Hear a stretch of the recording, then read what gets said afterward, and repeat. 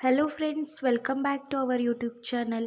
ಇವತ್ತಿನ ವಿಡಿಯೋದಲ್ಲಿ ಮೈದಾಯಿಂದ ಯಾವ ರೀತಿಯಾಗಿ ಕ್ರಿಸ್ಪಿಯಾಗಿ ಪೂರಿನ ಮಾಡ್ಕೊಳ್ಳೋದು ಅಂತ ಹೇಳ್ಕೊಡ್ತಾ ಇದ್ದೀನಿ.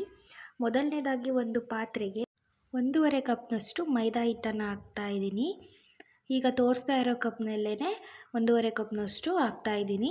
ನಂತರ ಒಂದು 2-3 ಟೇಬಲ್ ಸ್ಪೂನಷ್ಟು ಚಿರೋಟಿ ರವೆನ ಹಾಕ್ತಾ ಇದ್ದೀನಿ. ಚಿರೋಟಿ ರವೆ ಹಾಕೋದ್ರಿಂದ ಪೂರಿ ತುಂಬ ಕ್ರಿಸ್ಪಿಯಾಗಿ ಚೆನ್ನಾಗಿ ಬರುತ್ತೆ. ನಂತರ ಒಂದು 1/4 ಟೇಬಲ್ ಸ್ಪೂನಷ್ಟು ಸಾಲ್ಟ್ ಹಾಕಿ ಸ್ಪೂನಲ್ಲಿ ಈ ರೀತಿಯಾಗಿ ಚೆನ್ನಾಗಿ ಮಿಕ್ಸ್ ಮಾಡ್ಕೊತಾ ಇದ್ದೀನಿ. ನಂತರ ಇದಕ್ಕೆ 1 ಟೇಬಲ್ ಸ್ಪೂನಷ್ಟು ಬಿಸಿಯಾಗಿರುವಂತಹ ಅಡುಗೆ ಎಣ್ಣೆನ ಸೇರಿಸ್ಬಿಟ್ಟು ಮತ್ತೆ ಒಂದು ಸರ್ತಿ ಚೆನ್ನಾಗಿ ಮಿಕ್ಸ್ ಮಾಡ್ಕೊಳ್ತಾ ಇದ್ದೀನಿ. ನೆಕ್ಸ್ಟು ಸ್ವಲ್ಪನೇ ನೀರನ್ನ ಸೇರಿಸಿ ಇದನ್ನು ಚೆನ್ನಾಗಿ ಮಿಕ್ಸ್ ಮಾಡ್ಕೊಬೇಕು. ಇದನ್ನು ಚಪಾತಿ ಹಿಟ್ಟಿಗಿಂತ ಸ್ವಲ್ಪ ಗಟ್ಟಿಯಾಗಿ ಕಲಿಸ್ಕೊಬೇಕು, ಆವಾಗ ಪೂರಿ ಉಬ್ಬಿ ಚೆನ್ನಾಗಿ ಬರುತ್ತೆ.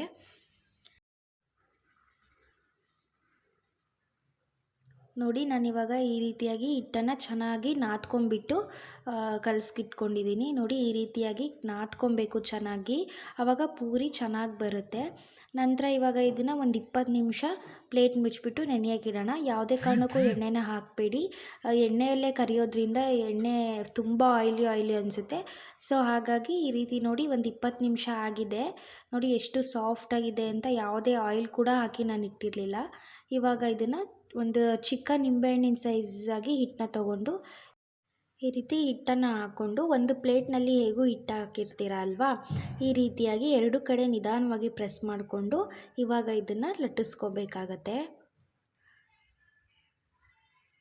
ನೋಡಿ, ಹಿಟ್ಟು ಈ ರೀತಿಯಾಗಿ ನಾವು ಕಲಿಸ್ಕೊಬೇಕು. ಚಪಾತಿ ಹಿಟ್ಟಿಗಿಂತ ಸ್ವಲ್ಪ ಗಟ್ಟಿನೇ ಇರಬೇಕು. ಲಟ್ಟಿಸ್ಬೇಕಾದ್ರೂ ಅಷ್ಟೇ ಚಪಾತಿಗಿಂತ ಸ್ವಲ್ಪ ದಪ್ಪದಾಗೇ ಲಟ್ಟಿಸ್ಕೊಬೇಕು, ಆವಾಗ ಪೂರಿ ಉಬ್ಬಿ ಚೆನ್ನಾಗಿ ಬರುತ್ತೆ.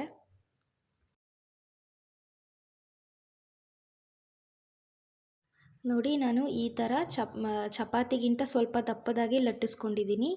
ಇವಾಗ ಇದನ್ನು ಬಿಸಿಯಾಗಿರುವಂತಹ ಎಣ್ಣೆಯಲ್ಲಿ ಹಾಕಿ ಕರಿಯೋಣ.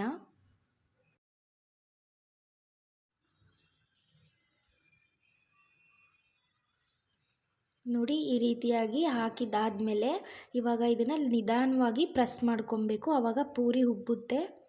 ನೋಡಿ ಎಷ್ಟು ಚೆನ್ನಾಗಿ ಉಬ್ತಾ ಇದೆ ಅಲ್ವಾ.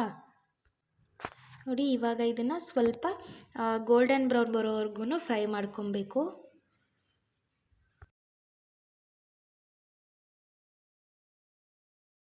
ನೋಡಿ, ಇವಾಗ ಗೋಲ್ಡನ್ ಬ್ರೌನ್ ಬಂದಿದೆ. ಇವಾಗ ಪೂರಿ ರೆಡಿಯಾಗಿದೆ ಅಂತ. ಇದೇ ರೀತಿ ನಾನು ಎಲ್ಲ ಪೂರಿನೂ ಮಾಡ್ಕೊತಾ ಇದ್ದೀನಿ. ನೋಡಿದ್ರಲ್ವಾ, ಪೂರಿನ ಯಾವ ರೀತಿಯಾಗಿ ಕ್ರಿಸ್ಪಿಯಾಗಿ ಮಾಡ್ಕೊಳ್ಳೋದು ಅಂತ ಹೇಳ್ಕೊಟ್ಟಿದ್ದೀನಿ. ನೀವು ಇದೇ ರೀತಿಯಾಗಿ ಟ್ರೈ ಮಾಡಿ. ನನ್ನ ಚಾನಲ್ನ ಸಬ್ಸ್ಕ್ರೈಬ್ ಮಾಡ್ಕೊಳ್ಳಿ.